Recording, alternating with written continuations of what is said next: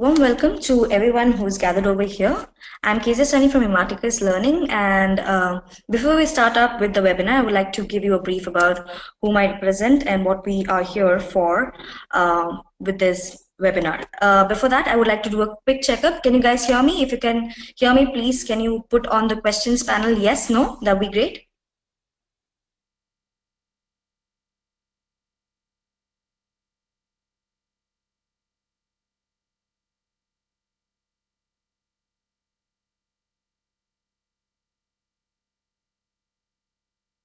Thank you guys. Thank you guys for that. Okay, so before we have our webinar and on,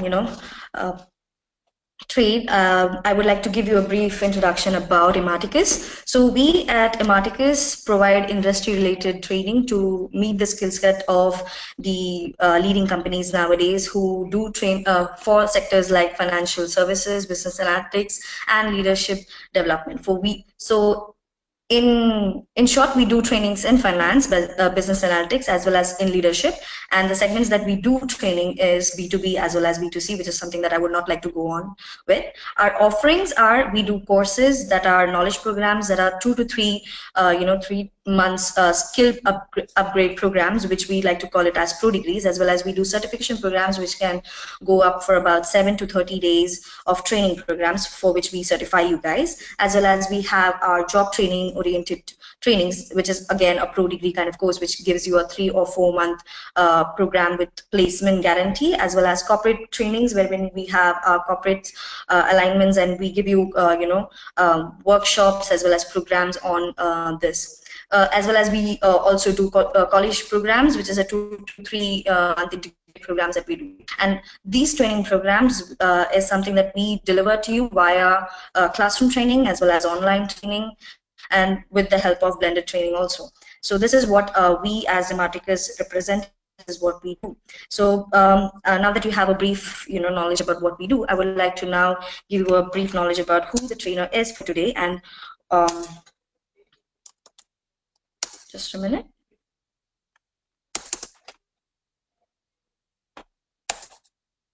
So the trainer that we have today for our webinar is who has done BSc Biotechnology from Bangalore University 2005. He has completed his MSc from De Montfort University, UK, and has done from 2008 to 2003 European and American fixed income bonds with proprietary trading firm. And about 2011 to 15, he has done managed proprietary trading business with OSTC, and from about to 2017, he has managed proprietary trading funds with Edelweiss. So in all, he has about a lot of experience that if I want to quantify it, 9 years of experience in trading multiple asset classes on leading futures exchanges globally. And I would like to now, I would want you guys to join in welcoming Chintan sir, who would be now taking forward. So I guess you guys are pretty excited for the webinar coming forward, right? Yes or no, guys, on the questions panel? Yes. So now I would like to now give the stage to Chintan sir, who would take forward with the class. Thank you. Hello. Good evening, everyone. My name is Chintan, and I think before we move onwards with the rest of the session, I'd like to quickly check if you all can hear me clearly.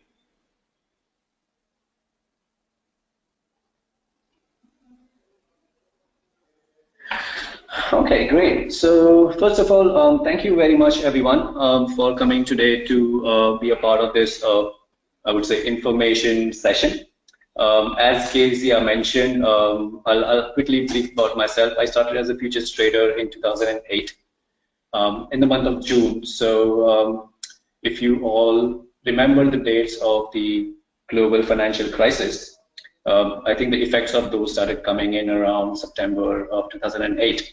And since I entered into this space or this business in the month of June, I went live right at the, I would say, peak of the, I would say, crisis. And as you can all imagine, the journey from that point onwards until today has been extremely, I would say, satisfying and rewarding. So I've been around in the proprietary trading space with some of the leading brands in India as well as globally. And the objective of this webinar is to really spread awareness about what exactly the global financial markets are, and what has the industry done over the course of last 10 years here in India. So before we look at India, I think it's extremely important to get some kind of an overview on how this all started. So I think if you look back at 1890s, the trading actually used to take place in the pits of an exchange. So a pit, as you can see in the picture here, is a common place where all the market participants would get together. And you would have a person standing in the center, technically a broker, and he's the person responsible for, I would say, accepting orders from the people who are out in the pit. So as you can see, all the market participants or the so-called traders, they would have to literally, I would say, raise their hands and speak out very loudly for their orders to be heard clearly by the broker. And as you can see, it's a very crowded place. So back in the days, for you to really, I would say, be profitable, you did not just need to have a good sense of the market sentiment, but you would have to be physically very strong and extremely loud at the top of your voice so that your voice gets heard by the broker, right? If you were good at both those things, then you could be, I would say, a successful and a profitable trader back in those days. Obviously, there are a lot of limitations of this model that if you wanted to trade in Chicago, you would have to be physically present in Chicago, right? If you wanted to trade in New York, you would have to go from Chicago to New York. If you wanted to trade Australia, you'd have to fly down to either Sydney, Melbourne, or other Australian countries where the exchanges would let tradings happen in the pit, right? So as the time went by, over a century ago or onwards a century, we are now at a stage where technology has helped revolutionize the way, I would say, market participants interact with each other. Right, so just 1 second, guys.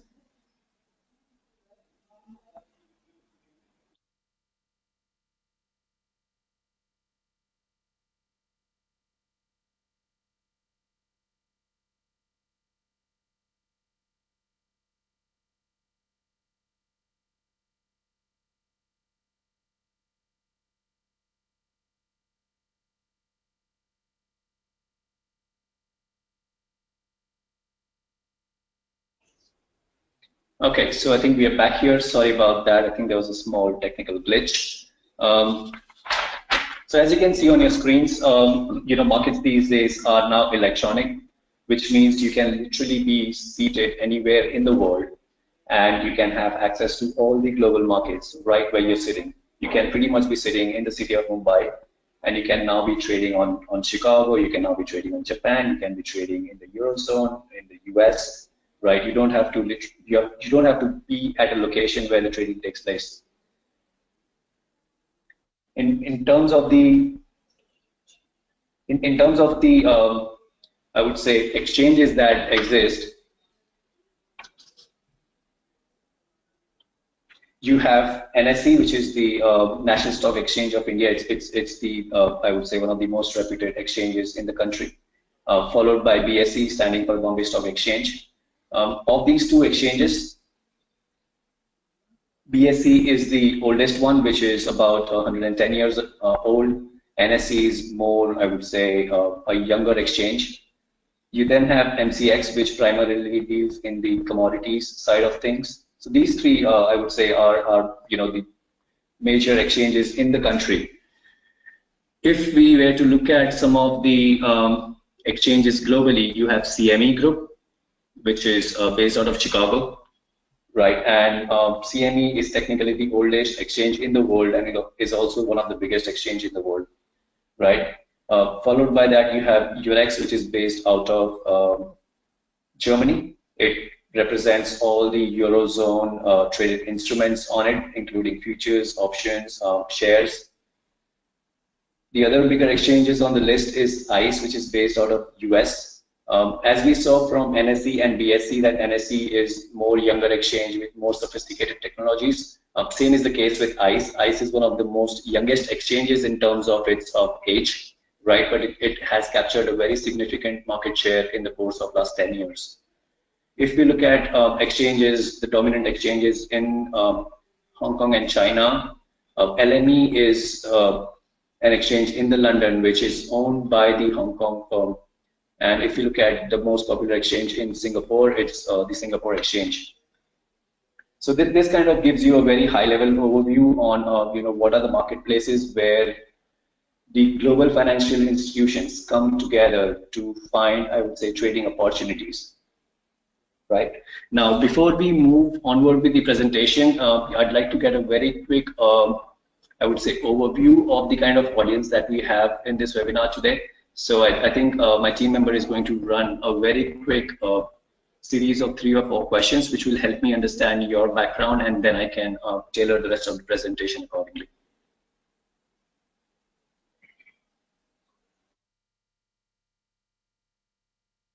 Hi guys, just to understand.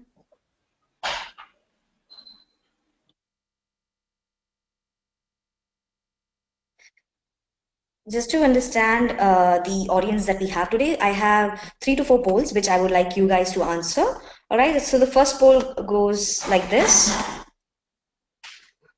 Can you all answer to which age group do you guys belong to? If you would just click on the age group that you belong to, that would be great. We have 1 minute, yeah, 60 seconds, guys.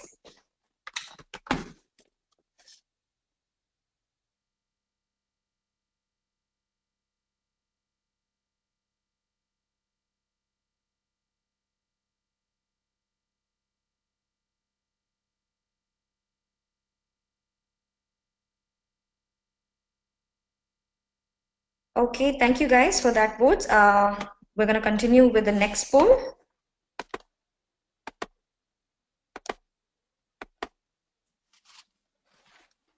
So we just want to know if you have ever traded before. Yes, no?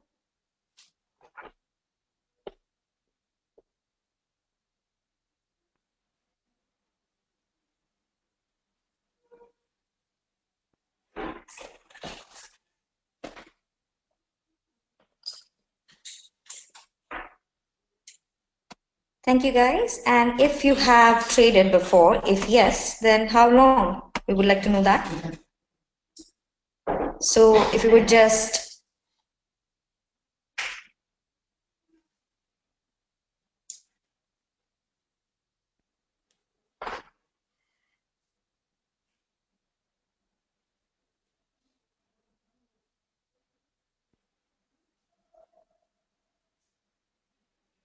guys, I've just got 50% of the word. Can you guys please?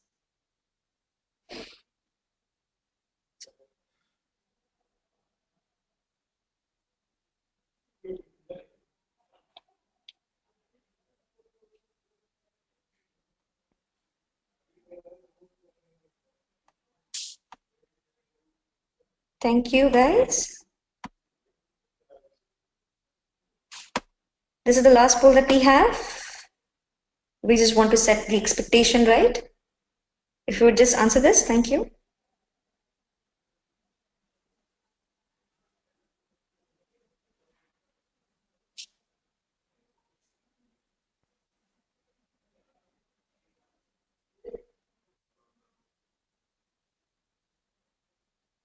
Only 67% of the audience have voted. Guys, please do vote.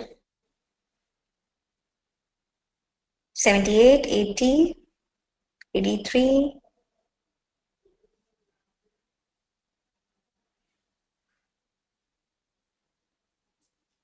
Thank you guys for letting us know. We will now continue with the lecture. Perfect. I think we have quite an interesting mix from what I saw as the feedback. Most of the people that we have on this, I would say, presentation today are between 22 and 26 and are looking to be an independent trader. To be very honest, before going further, I wasn't expecting the kind of, I would say, feedback, because my assumption told me that not many people were aware about career as a corporate trader, or you know, we're very open to taking risk and becoming independent trader. But I think very interesting. So moving on to the kind of asset classes that are traded in India and globally, if you can see, the first of that section is the energy markets. Now, energy markets are not as popular in India, but they are extremely popular in the developed economies like US and the UK. And the most important contracts that are traded on the energy segment include your products like Brent, gas oil, heating oil, natural gas. The second most popular asset class is the interest rate segment. And again, I think as far as India is concerned, the interest rate space is pretty new. It's been existing close to 5 years. But if you look at the development on the interest rate segment in the developed economies one more time, you would see that these contracts have been trading for close to 75 to 80 years now, right? And the most popular kind of interest rate products that are traded at the prop trading firms as well as financial institutions on the listed space will include your short-term interest rates as well as the bonds that are issued by governments and the corporates. The next and the most popular asset class between the retail trader category and I would say new traders is the currencies, where they trade currency pairs like Euro USD, JPY USD, GBP, INR. So those are a few, I would say, examples of the currency products that are traded in India as well as globally. Equities, again, is a very popular asset classes. I think most of the people that start trading domestically would have their first experience trading the equities only because it's probably an asset class that our fathers and you know, our relatives may have had some kind of an experience of. The next asset class, which is a very, I would say, wider category, is the commodities, which include your physical commodities like grains, include soft commodities like coffee, cocoa, cotton, sugar. And again, these are more popular on the American exchanges and the European exchanges than they are in India. So looking at the next slide, I think we briefly looked at the kind of exchanges that exist in the world or the kind of asset classes that are traded on all these global exchanges.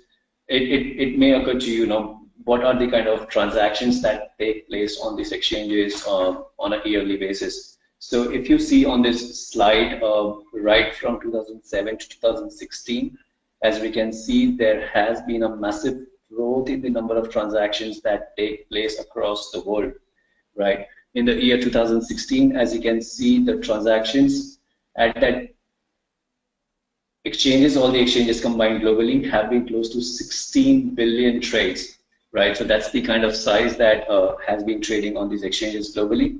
And if you can see, there's a further breakdown in terms of how these volumes have grown in terms of regions. So Asia, if you see, has seen a very dramatic shift in terms of the volume contribution.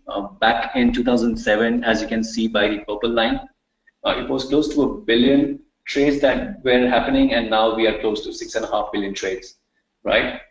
So I think these are very I would say great numbers in terms of growth or the interest that is seen from the market participants on these exchanges. And mind you guys, this is only one of the derivative product segments that we can see. As you can see, the slide says it's only the amount of futures that are traded. The next category is the options. And as we can see, options have been pretty static if you see compared to the futures market because of the kind of volatility that we have seen over the course of last 10 years. So the volatility was pretty decent to high in the years of 2007, 8, and 9. And it was at its peak around 2011 during the time of Greek crisis in the Eurozone. And of late, if you talk to us as market participants, I think the volatility is at its, I would say, all-time lows, and it's extremely difficult for the algorithms or the human beings to be consistently profitable in the options segment, at least, right? Futures traders have continued to do extremely well over the course of last 10 years. Now, in terms of the Asset classes that are traded on these global exchanges, as you can see, interest rates and equity indices comprises of a very high percentage of the total volumes that trade across these exchanges, which is then followed by equities and the currencies. So the top four asset classes that remain very popular between retail traders as well as the financial institutions are these interest rates, indices, individual equities, and the currencies.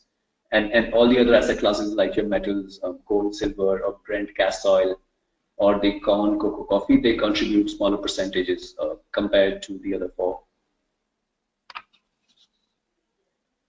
Similarly, if we look at the options breakup, as we can see, the top two are the equity indices, which is close to 50% or a little bit lower across all these years. But if you combine equity indices, individual equities, and interest rates, they constitute a very high percentage of the options market or the options products that trade on India as well as global exchanges. So far we have seen the financial exchanges that let market participants trade. But if we now have to look at the broader businesses that are professional players on these exchanges, they include your proprietary trading firms. By principle, proprietary trading firms are always trading their own capital, which means they are always putting their capital at risk in an effort to generate more profits on it, right? Some of the proprietary trading firms that have been existing in India, they've been existing in India for the course for nearly 10 years now, and I think we will look at some of those in the later part of this session. The second broader kind of a category that lets market participants trade on the exchanges are the trading arcades. And in terms of the way trading arcades are different than proprietary trading firms is that trading arcades let people risk their own capital. So if someone like you or I was interested in trading on the markets, instead of us trading these individually from our own locations, it will be a common setup where people would get together.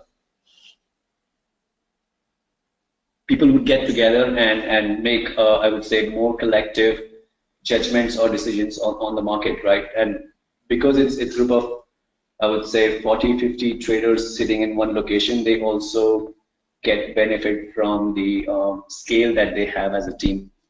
The next broader business category is the hedge funds. I'm sure you've all heard about this term somewhere before, but hedge funds are technically private funds that raise capital from individual investors or financial institutions, and they use that capital to trade on the markets by using both long and short trades. Now, in a way, hedge funds are different than your pension funds and mutual funds in a way that they are not generally regulated by any of the regulators. If you talk about the regulatory bodies in the US, you have your SEC. You talk about the regulatory body in the UK, it's your FSA. In India, it's the SEBI. And those regulators oversee the activity that these funds do with the kind of positions that they take with these funds. As I said, hedge funds are not regulated, but the next two category, which is your pension funds and mutual funds, where the deposits are accepted from the retail investors, those are more regulated to ensure that the capital is used or invested in a correct format, and they are not invested for more speculative purposes. The next category of firms that interact or that trade on the markets are your insurance companies. So whenever you and I, pay premiums for our insurances, we would mostly look up on a I would say a ULIP plan that kind of gives us a bit of insurance, but a lot of the capital from the insurance premium are also get invested on the financial markets.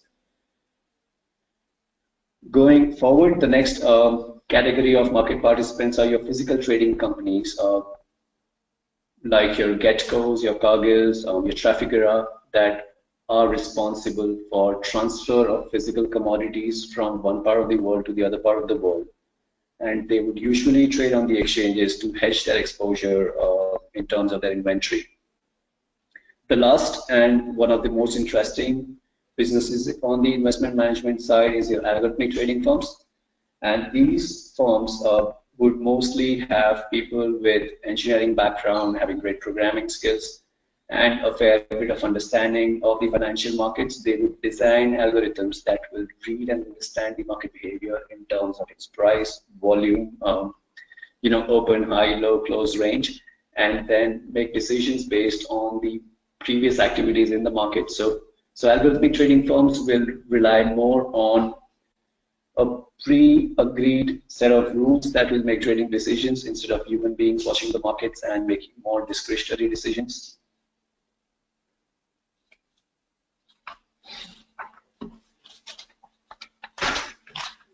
So some of the myths about trading, I think, over the course of last 7 or 8 years, whenever I've had a chance to interact with youngsters like yourselves in the colleges, I would often ask a question in terms of what do they think about trading, and quite honestly, a lot of them have come back to me and say that they think trading is gambling, right? Which is very weird because that's the kind of common prevailing thought process in most of people's mind.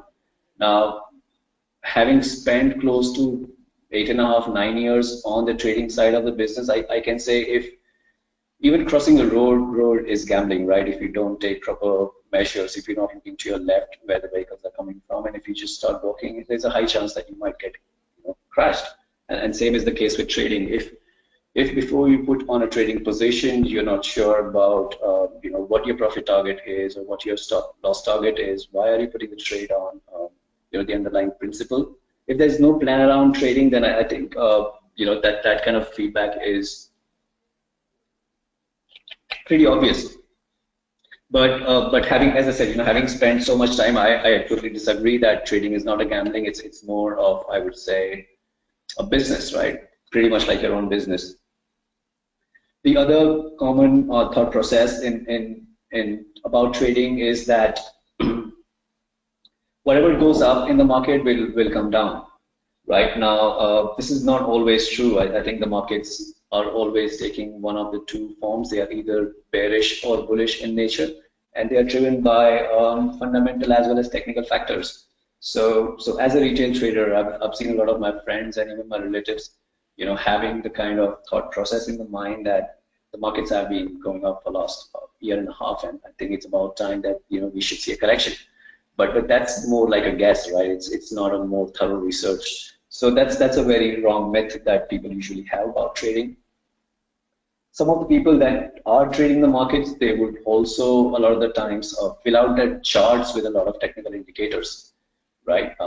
And if you are someone who uses those indicators more regularly, then obviously you also know that all these indicators are driven by the price. So price is the primary input into calculating either be it your RSI or MACD, but there is no indicator better than the price itself.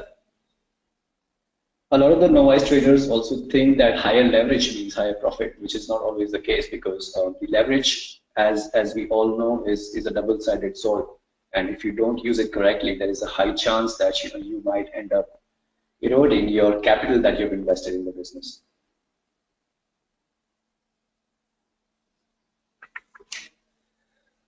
We're going to play a video, but I don't think you'll all be able to hear it very clearly. So I think we'll move on to the next part.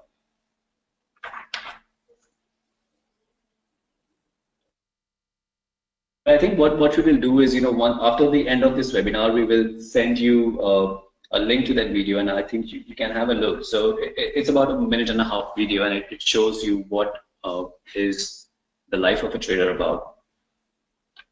So moving on, I think a lot of the times I've also gotten asked in terms of what are the qualities of a successful trader. And in my opinion, I think it's extremely important for that person to be making their own decisions. Now, I've seen a lot of times that if you and your friends, or if me and my friend, we've been in a room together, we're watching a market, we would all come at a single decision, right? We would probably agree to each other saying, chalo, isko buy karte hain, isko sell karte hain. But that shouldn't always be the case, because if you don't make your own trading decisions, then you will not be able to identify the mistakes that you're making, and you will not be able to improve upon it. as a trader or as any other profession, I think you've always got to be committed to learning from your mistakes that you make in the market. And since you're dealing with the real capital, I think being disciplined is extremely important. The other things that I've experienced in the course of last 9 years is a lot of people enter this profession to make a lot of money very quickly, and I'm quite surprised that people see this profession as a get-rich-quick scheme, which is not the case, because like every other profession, even this one needs a lot of commitment, effort, and most importantly, the perseverance, because as a new trader, when you go out to trade against those giant professionals, it is not always going to be very easy because they've been in the market for a very long time. And if you are just a new player, the chances are that you will get crushed if you don't be disciplined with your approach. The other qualities that I think are of a successful trader is they're someone who are extremely humble, and they're not looking to take revenge on the markets.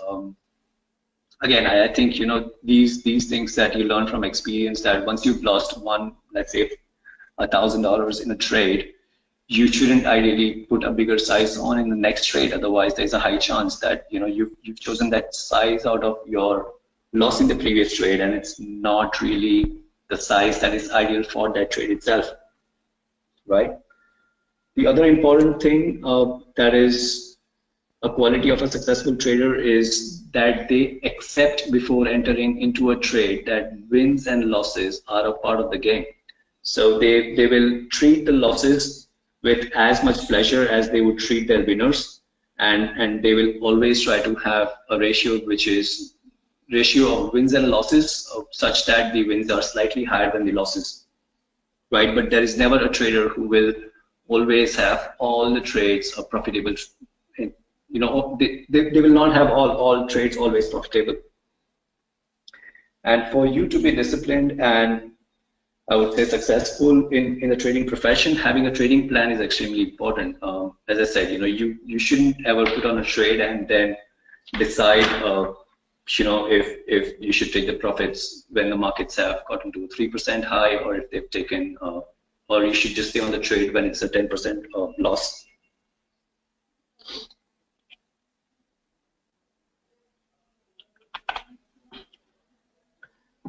So moving on, this is a very interesting and quite a personal chart to me, and this represents the growth curve of a trader.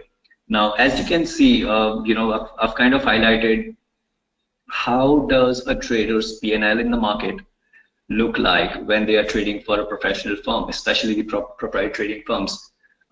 Usually, I would like to think that it takes about a year and a half for any new market participants to be fully profitable, and especially that journey is very I would say painful. For the first 6 months, you will usually have months that you end up in losses, so you will give your best, you will have a great plan, and then you know, probably give up on your plan as the market moves against you, right? So all of those learning tricks, as you can see, the first 3 months you don't make money, instead you lose a bit of money. In the next 6 months, in the next 3 months, you will stop losing the money. In probably the next 3 months, which is between 7, 8, and 9, you will make a little bit of profits to cover your previous costs. And from month 10 to 12 onwards is when you will see a very you know, positive slope in your growth prospects, because now that you've spent 1 full year in the markets, you understand all parameters. You now starting to get a hang of it better than you used to as a beginner, and usually from the month 24 and onwards is where you will see your performance at its peak. And if you're someone who will remain humble, if you're someone who will continue to learn from your own mistakes, I think this curve can look pretty decent for all those individuals. Excuse me. It's the same chart. We have one more line here. And I think a lot of one of the bigger reasons why a lot of people want to choose trading as a career is to get rewarded when they are profitable, right? So as you can see, the blue dotted line on this chart represents the kind of costs that are built up as you go onwards on your journey.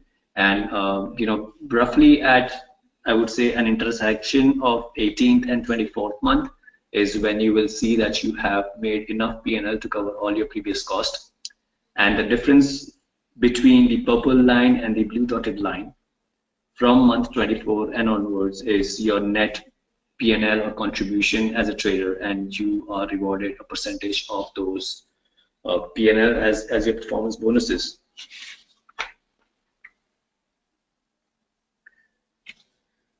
So, moving on, I think if you are someone who is extremely good at identifying trading opportunities and someone who likes to be in the trading business, there are a few career options that are available for you.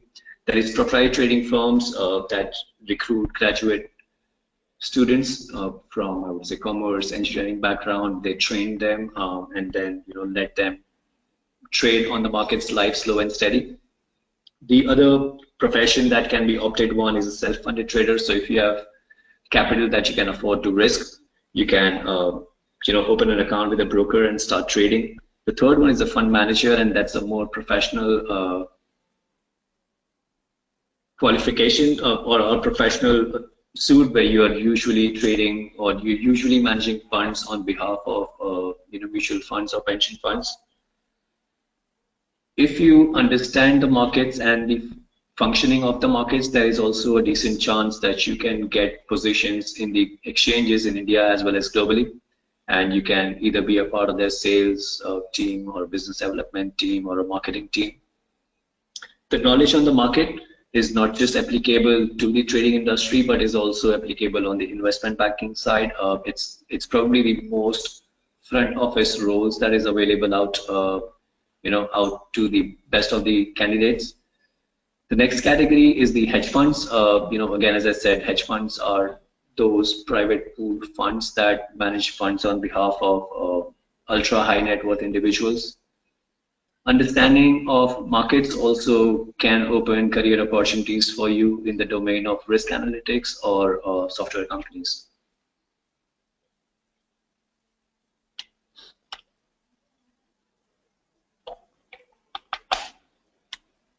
In terms of the remuneration that I think we have experienced in India in the course of last 8 to 10 years is now this is a very specific example of the proprietary trading setups where these firms will recruit individuals and train them under their own I would say training programs. So the firms there is about 15 to 20 firms that are based out of the entire India, and they usually work on a profitable model, model that where traders like yourselves can get paid bonuses once you've covered your costs. But in terms of the offerings, I think they offer salaries in the range of 2 to 8 lakhs per annum. That's the kind of broader range that we have in India. The desk fee or the infrastructure fee that they charge per month ranges in the range of $2,000 to $4,000, and this is per trader per month, where the fee goes towards providing individuals with access to the global markets or providing them with the risk capital or I would say the margin capital. So once you've made, let's say, more than $4,000 in a month, depending on how much more you've made, you can be entitled to a profit split in the range of 20 to 80%. So I think that's a pretty decent profit split that's available. And the risk capital contribution. So in terms of the trading markets, as I said, individuals get together in a common location to trade their own funds, and there is also setups where you as an individual can risk your own capital, in which case there is flexibility in terms of how much of the risk capital you want to contribute. It could either be a 0%, it could be 100%, or it could be a number between those two. So I think with that, keeping the kind of growth that we have seen in the industry and the prospect that is available out in the market, we here at Imarticus have come out with a program that kind of enables youngsters like yourselves to get a flavor of what it is to be trading these markets or these products. So I'm going to give you a very quick overview on the program that we have designed. To give you guys a very high level overview, I think the mode of training that we have on this program, it's not theoretical in nature like a lot of other courses that may be out there. This one focuses absolutely on the practical aspects of learning. So more than 80% of the course is more than 70% of the course is hands-on simulator, where you will not just learn about the trading strategies, but you will learn to execute them and then manage the risk. Right. In terms of the trainers that are on this program, include some of the leading traders from London and Chicago, and the course gives you a practical exposure to the real-time market prices on all the leading global exchanges. So in this course, I think you will have access to not just the Indian markets, but you will have access to the developed markets as well, the ones that we saw exchanges on one of our earlier slides.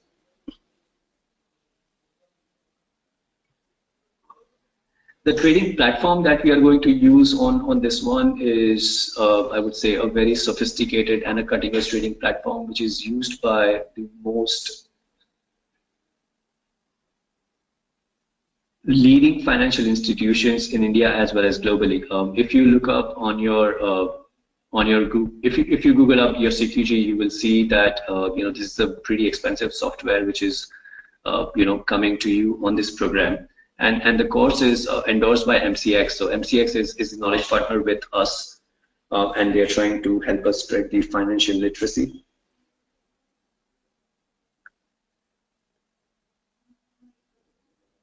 In terms of the course structure, when we enroll people on this program, we assume that they will come with very limited or no knowledge on the financial markets. So the first aspect of the course is going to focus on the foundation of the financial markets, which includes your basics of the markets, exchanges, and asset classes. We focus on each asset classes in detail, where you learn about fixed income, money markets, FX, and derivatives. Then we move on to understanding what are the factors that drive these markets. So you will have economic indicators that are released by your government and non-profit organizations. And how is it that the central banks influence these markets or the prices of the asset classes? The next aspect of the program focuses on the trading platform. Again, as I said, it's a very sophisticated platform, and it takes time to learn all the functionalities that are involved in it. Moving onwards, I think you learn about short-term interest rates and the bond futures, and you learn about all the different kind of trading strategies that are applied in the market. So as a retail trader, I think the only strategy that you and I, or probably the retail market participants, can think of is either buying the price or selling the price, and they would probably not look at any other kind of combinations available. But as a professional trader, you learn about all different sorts of trading strategies. The next aspect focuses on the technical analysis of the sites, where you learn about how to read charts and how to read emotions in a price chart, followed by the aspects of discipline. As I said, position sizing and risk management is extremely important, which is covered in detail. And the last one, but not the least one, is trading competition, where all the participants in the course will compete against each other, and upon completion, they will get rewarded with one of our partner firms in terms of live funding platform.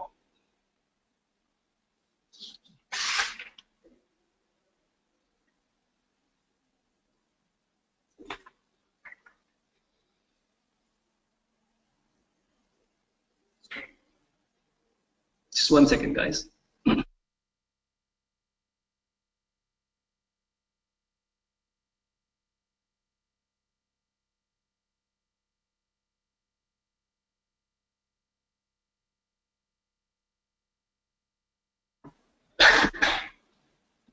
Okay, so in terms of what you can expect to learn from this course, you will learn about the mechanics of all the different asset classes and how they trade. What are the factors that affect the price behaviors? You will learn to understand if the financial market or the asset that you're trading or the product that you're trading is either undervalued or overvalued. You will be able to apply technical indicators like RSI, MACD, volume profiles, and study all the chart patterns that occur in the market. Outside of that, as a course participant, you will be able to learn and apply a structured approach to your overall, I would say, trading behavior.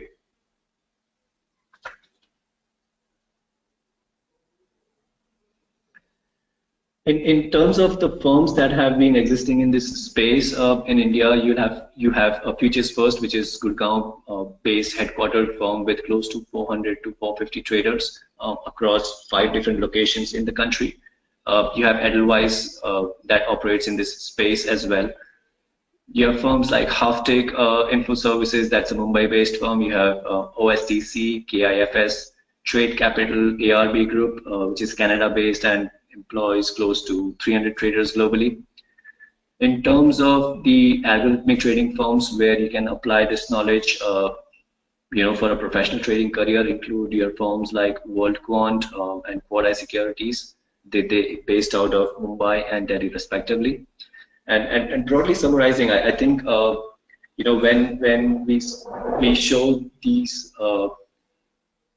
this information to people at colleges or at our institutes, they get extremely excited because the kind of awareness that we have seen about this space has been extremely limited, and our objective is to only bridge this gap or provide career opportunities to financial market aspirants, to help them start a corporate career or to become an independent trader. So with that, I would end the presentation, and I would welcome if there are any questions.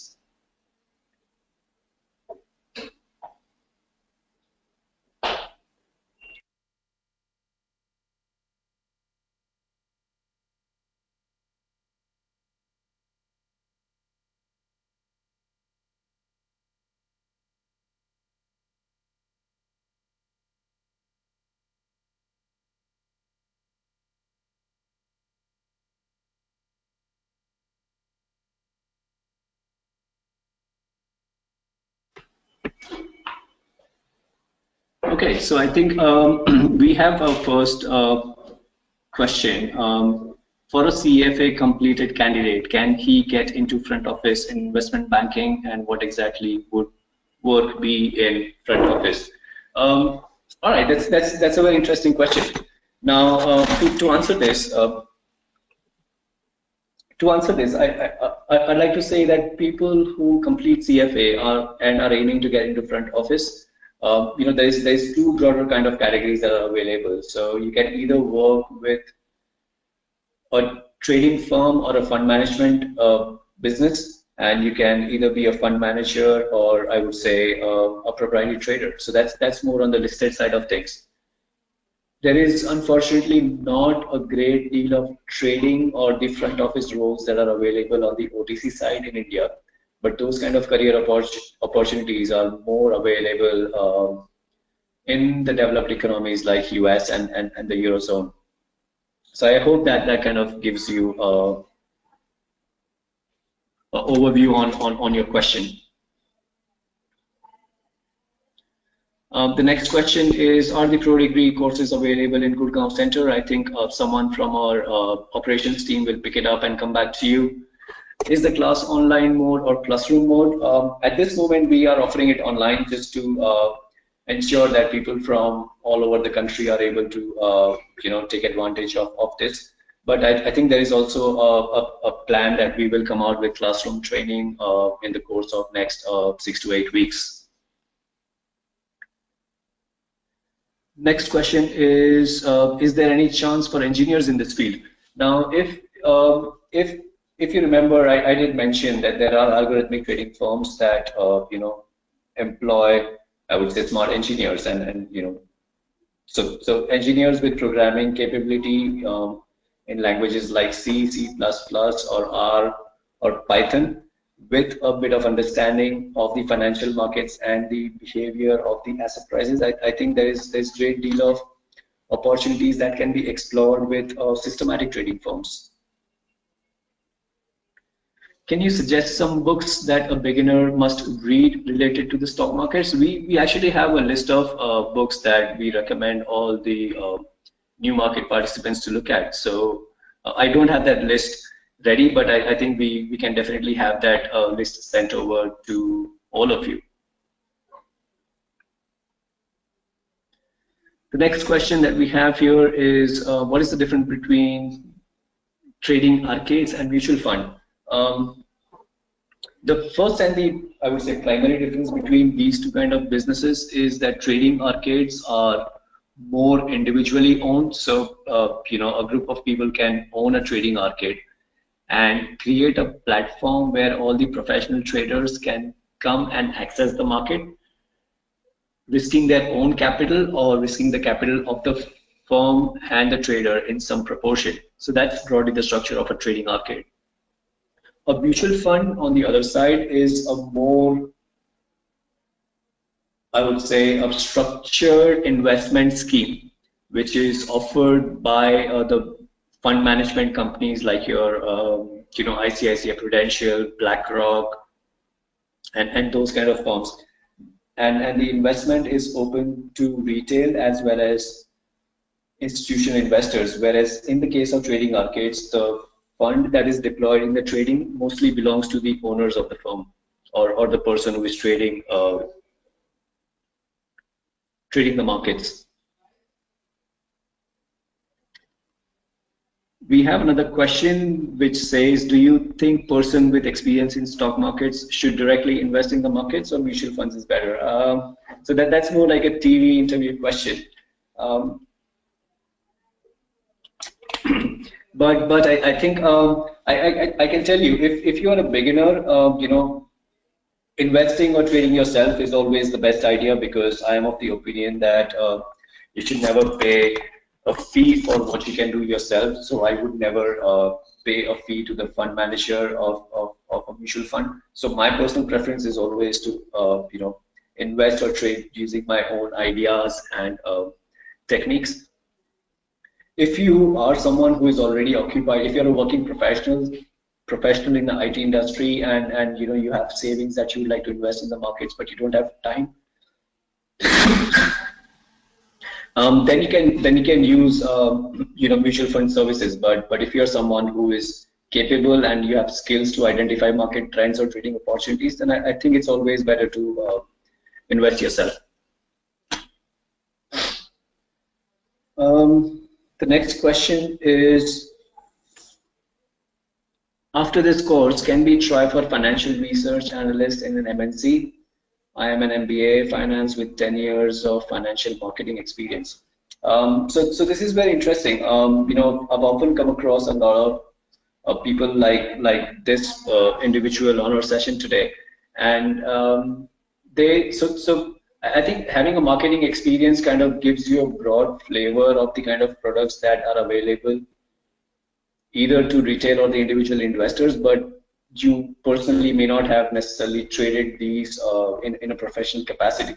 So absolutely, I think after this course, if you are someone who is able to identify market trends, or you're able to analyze the securities in a more fundamental or technical nature, it opens up a great deal of prospects for you in financial research space. The next question we have is, which brokerage firm is better to open an account, a discount brokerage firm or a branded one? Again, I think this is a very subjective question. The response to this one will be, it depends on your risk capital. If you're someone who's only, let's say, prepared to risk 5,000 rupees to open a firm, and you don't trade very aggressively, or you don't trade multiple times during a day, then it doesn't really matter, who you open your account with. But if your trading frequency is medium to higher, which means you trade more than 15 to 30 times a day, then I think your brokerage will eventually affect the P&L that you make. For which I would recommend you can open an account with a discount brokerage firm. But otherwise, if your trading capital size is extremely, significantly bigger, and you are not comfortable risking it, then it's always preferable to go with a branded and a known name. I have a 3 years. So next question here is from someone that we have. I have a 3 years experience in FNO. If I do this course, will I be considered as a fresher? Not really. I think if you have been in the futures and the options space, either as a dealer or as a trader, this course will technically help you understand the concepts of domestic as well as global markets better, and it will put you in a position where you will be able to trade for yourself or for the firm that you work with, right? So I think this is going to only add value to your existing career that you have so far. When are the classes going to start in Hyderabad? I think if you probably wait for this session or Q&A to finish, there is going to be a small poll where all of these questions will be answered. The next question that we have is, what role does a portfolio manager play in trading? Okay, so a portfolio manager in trading, well, there's no direct association of those two, but a portfolio manager technically is responsible for investing the funds on behalf of the firm that he or she is employed with, and the firm manages funds for retail market participants as well as individual investors. Now, portfolio managers, mostly depending on what kind of firm he or she is working with, will have broader investment objectives. And if the portfolio manager is working for a hedge fund, then trading knowledge is extremely essential, because the fund has to be deployed in a position where it can generate alpha over what the market already generates. Otherwise, if that person is working with mutual fund or a pension fund, then they have to design a more long-term investment strategy, and also at the same time have enough risk management processes in place by using derivatives such that the value of the portfolio is not eroded, right? So, I think having knowledge of trading, a portfolio manager is in a better position to manage the fund either for hedge funds or for the mutual funds.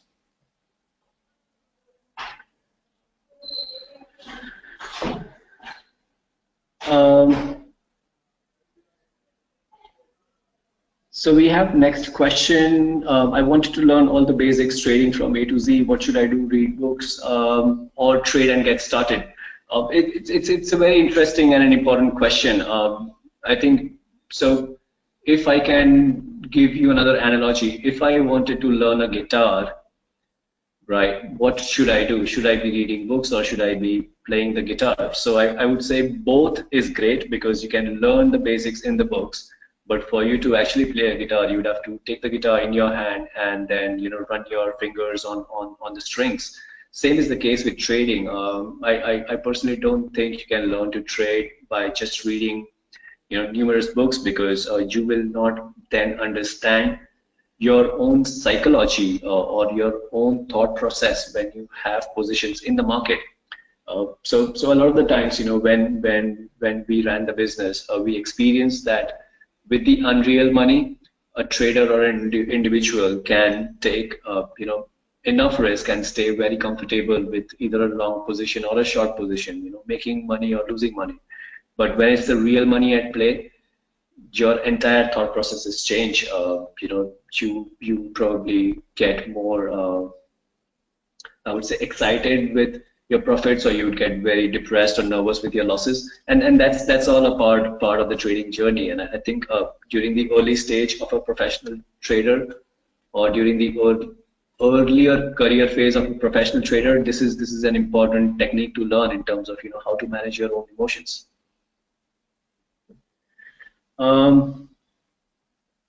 The next question we have is, can the candlesticks chart be considered the best among all the charts for analysis? I think it's more personal to an individual than a common thing that's applicable to the entire, I would say, trading community, because it depends on your own preferences, your own investing and I would say risk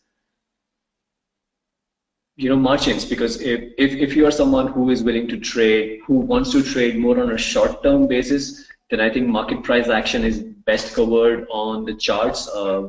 Candlestick charts or the bar charts are equally good. They give the same piece of information. It's just that candlestick charts are a bit more colorful than bar charts, which is more black and white. But broadly, I would say it's more trader specific than something that can be applied in general. But I think great question. Thank you so much. So we have just touched 7 o'clock, and I think it's been. I'll take last question. Do financial analysis course will be added advantage to enhance the career?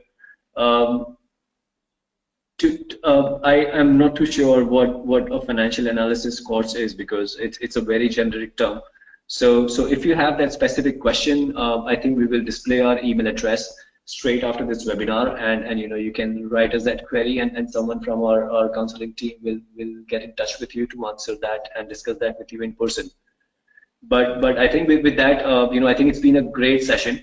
It's great to have so many of you coming to attend this presentation, and we will now follow this up with a next session, which is scheduled on Thursday at 6 o'clock, where what we will do is we will go through some of the, I would say, highlights of the professional strategies that are traded by hedge funds and the prop firms, and we will be trading live on the markets, right?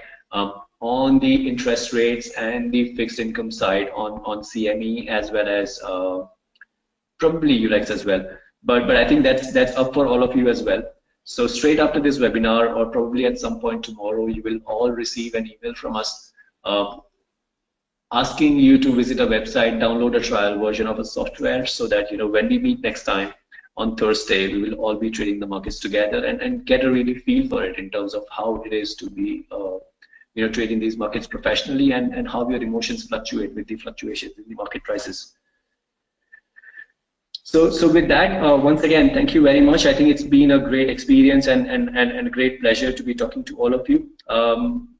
We will give you our email addresses and contact details in case you want to contact us for any questions or anything else that you have to speak to us. But thank you very much, and over to my colleague Kezia. Thank you, sir. Guys, I hope that you had a very good session. And if you had, please answer us via this polls. So if you would just answer it quickly, we have one more poll to go. Wherein if we want to know if you would like someone from our Ematicus team to come in touch with us.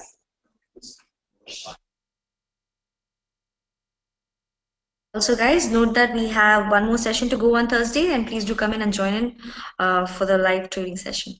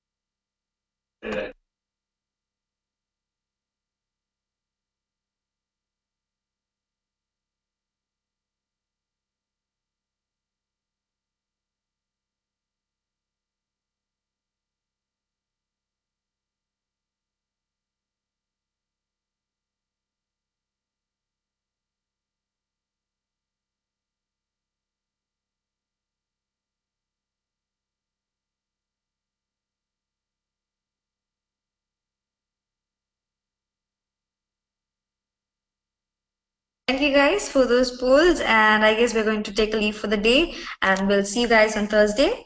Please do join us, and thank you.